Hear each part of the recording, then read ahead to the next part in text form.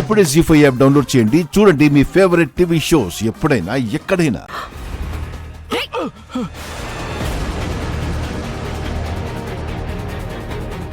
లే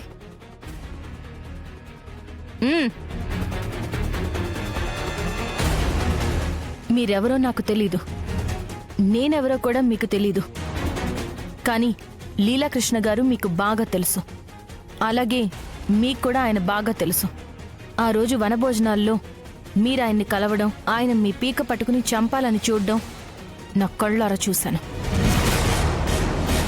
అక్కడ మీ ఇద్దరి మధ్య ఏం జరిగిందో నాకు తెలియకపోవచ్చు, కానీ మీ ఇద్దరి మధ్య చాలా బలమైన గతం ఉందని మాత్రం నాకు తెలుసు. చెప్పండి, లీలాకృష్ణ గారిని మీరెందుకు కలిశారు? ఎందుకు ఆయన్ని భయపెట్టారు? ఆయన ఎందుకు మిమ్మల్ని చంపాలని చూశారు? నాకు తెలియాలి. అంటే ఆ రోజు లీలాకృష్ణ కలవడం ఈ అమ్మాయి చూసేసిందా? మొత్తం వినేసిందా? నిజం చెప్పండి, లేదంటే మా లీలాకృష్ణ గారిని బ్లాక్మెయిల్ చేసినందుకు మిమ్మల్ని పోలీసులకు పట్టిస్తాను. అంటే 25 లక్షలు ఇవ్వమని బ్లాక్మెయిల్ చేసిన విషయం మీకు చెప్పేశాడా? ఆయన చెప్పలేదు. ఇప్పుడు మీ నోటితో మీరే చెప్పారు.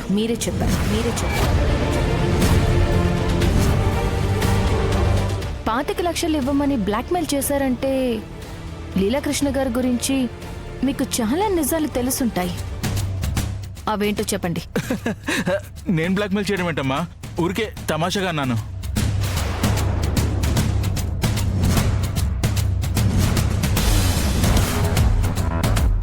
మీరు అనుకున్నట్టు నేను అల్లాటప్ప ఆడదాన్ని కాదు.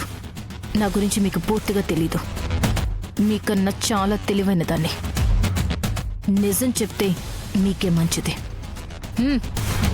నిజం చెప్పండి. అసలు నువ్వెవరమ్మా? నిజం చెప్పండి నా ప్రాణాలు తీస్తున్నావు. నేను లీలాకృష్ణ గారికి కూతురు లాంటిదాన్ని. మీరు నిజం చెప్పినా నేను ఈ విషయం లీలాకృష్ణ గారికి చెప్పను. నిజం చెప్పకపోతే మాత్రం పోలీసులకి ఖచ్చితంగా చెప్తాను. లీలాకృష్ణ గారు 25 లక్షలు ఇస్తాడో చేస్తాడో తెలియదు, కానీ నిజం చెప్పకపోతే మాత్రం ఈ అమ్మాయి పోలీస్ కేసు పెట్టి నన్ను జైలు పాలు చేసేటట్టుంది. ఈ అమ్మాయికి నిజం చెప్పేస్తేనే బెటర్. సరే అమ్మా, నువ్వు ఇంతగా అడుగుతున్నావు కాబట్టి, పైగా లీలాకృష్ణకి కూతురు లాంటి దాన్ని అంటున్నావు కాబట్టి నిజం చెప్తున్నాను. ఆ లీలాకృష్ణ గారు పైకి కనిపించేంత మంచోడు కాదు, పరమ దుర్మార్గుడు. ఆ విషయం నాకు తెలుసు.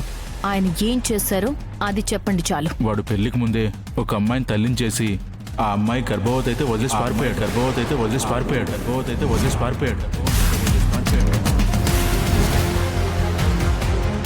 చివరికి ఆ అమ్మాయి వాడి పుణ్యాన ఓ 12 బిడ్డకు జన్మనిచ్చింది.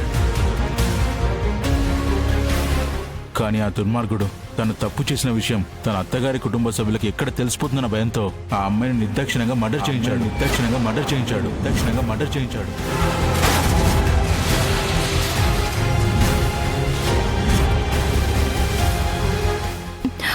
మీరు చెప్పేది నిజమా?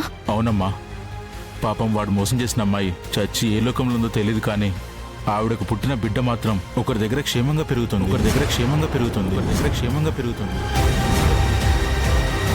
మీరు చెప్పేది నమ్మలేకపోతున్నాను.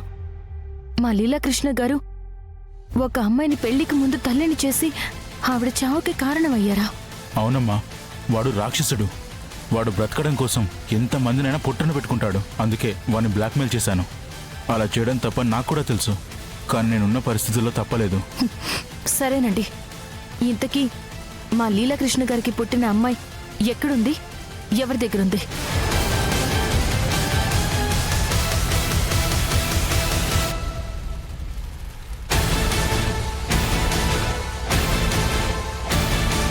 నిన్ను ప్రేమించి పెళ్లి చేసుకొని ఈ ఇంటికి కోడలుగా తీసుకొచ్చింది నన్ను మాత్రమే ప్రేమిస్తావని కాదు, నన్ను మాత్రమే నీ మనిషిగా భావిస్తావని కాదు.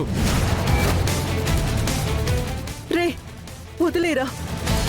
నన్నెంతగా ప్రేమిస్తున్నావో, నాకెంత రెస్పెక్ట్ ఇస్తున్నావో, అలాగే నా కుటుంబ సభ్యులందరినీ ప్రేమిస్తావని, వాళ్ళందరినీ గౌరవిస్తావని ఆశించాను. కానీ నువ్వేం చేశావు? ఏమైందండి? మా అమ్మ కింద పడిపోయి దెబ్బలతో విలవిల్లాడిపోతుంటే అత్తగారనే అభిమానం కూడా లేకుండా ఆమెను ఒక పురుగు కంటే హీనంగా వదిలేసి బయటికి వెళ్ళిపోతావా? అసలు నిన్ను రే. ఆమె నీ కంటికి అంత లోకుగా అంత చులకనగా కనపడుతుందా? ఏమండి ఎక్కడి నుంచి వచ్చింది నీకు ఈ నిర్లక్ష్యం? ఎవరిచ్చారు నీకు ఈ లెక్కలేంతనం? చెప్పు మైథిలి, చెప్పు మైథిలి, చెప్పు మైథిలి, చెప్పు మైథిలి.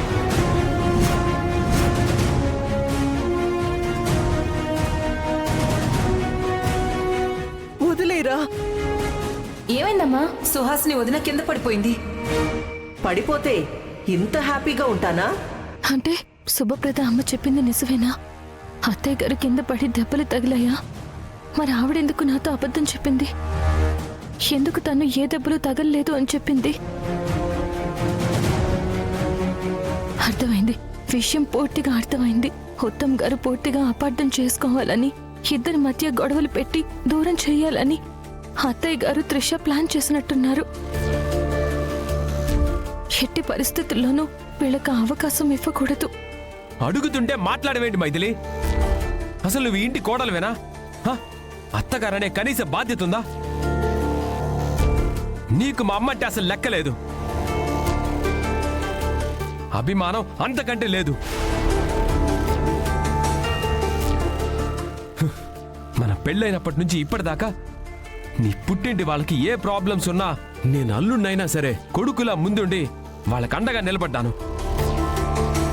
వాళ్ళ ప్రతి కష్టంలో తోడున్నాను. కానీ నువ్వు మీ అత్తగారిని కాలిగోడితో సమానంగా చూశావు. అమ్మకి దెబ్బలు తగిలాయని జాలి కూడా లేకుండా పరాయి దానిలాగా బయటికి వెళ్ళిపోయావు.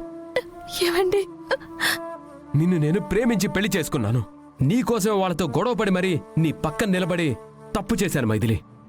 చాలా పెద్ద తప్పు చేశాను.